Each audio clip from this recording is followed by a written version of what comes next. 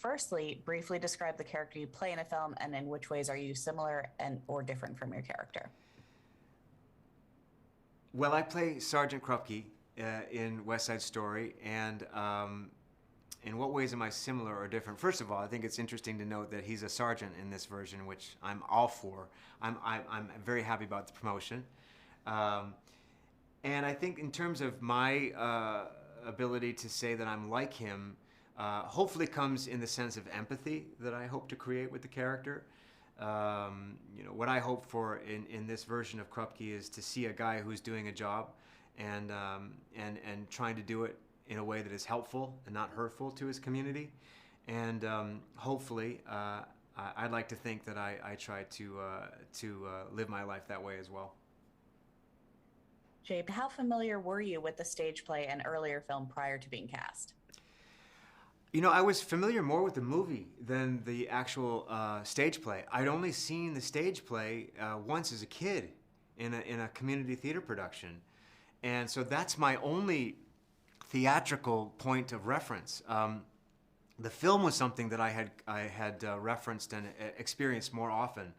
And of course, finding out that I was going to be a part of this version, I immediately rewatched it again. So, but to be totally honest with you, I think the way that the musical is most in my consciousness is simply through the music and my familiarity with the score, and just how that music has become a part of our the fabric of our culture, really. So the music was the one thing that I could definitely I gravitated to.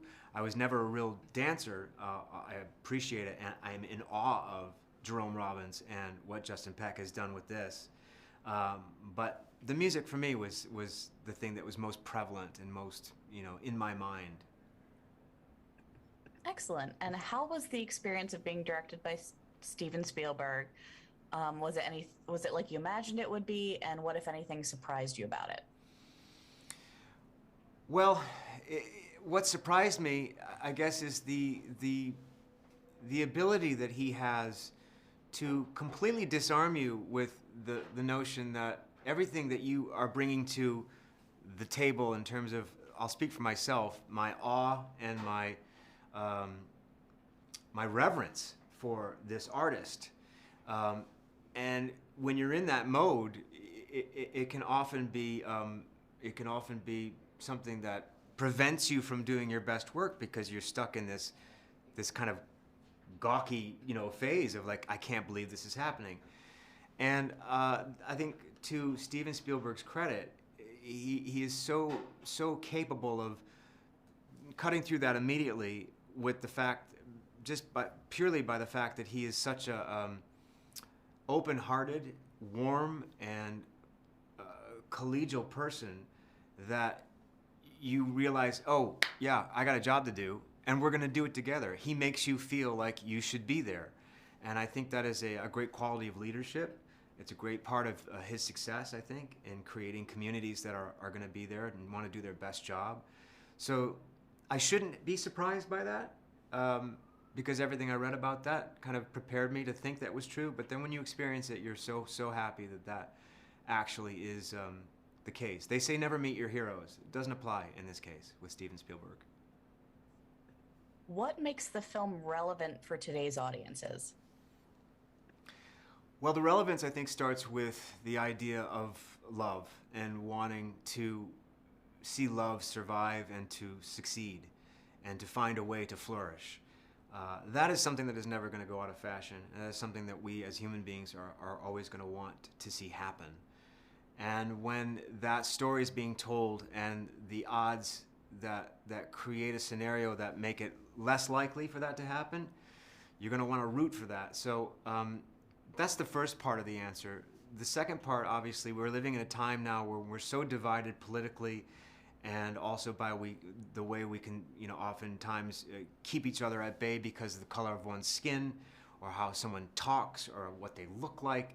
All these superficial things that have nothing to do with community and just being together is a huge part of this storytelling, and so that is, you know, you'd be foolish not to mention that in terms of where we are right now, because I think we have a long way to go to get better at that.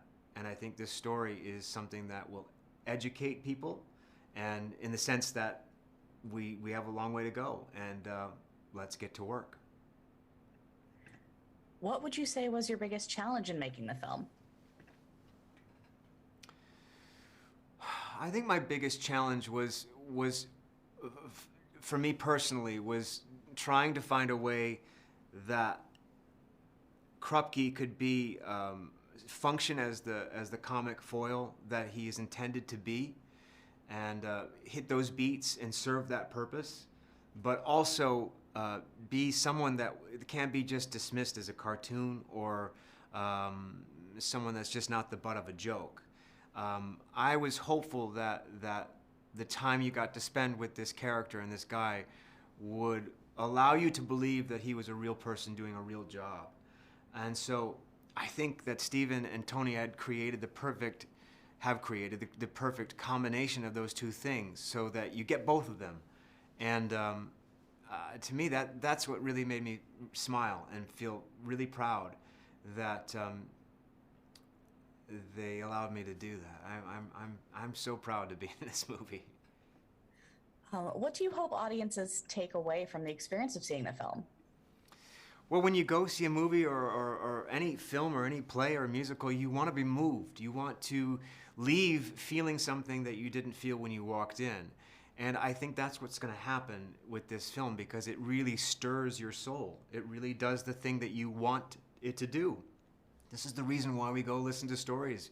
We want to be moved. We want to feel things in ways we didn't feel prior to hearing whatever story it is that you're kind of walking into. So that's what I want to happen, and that's what I know will happen when people see this. The second part of that answer is that I want people to understand that this type of storytelling through music and dance and the spoken word is an extraordinary way of experiencing a story. And so for anyone who's never seen a musical, this is going to be a great introduction to how beautiful and uplifting and momentous and stirring it can be to experience that when it's done really well.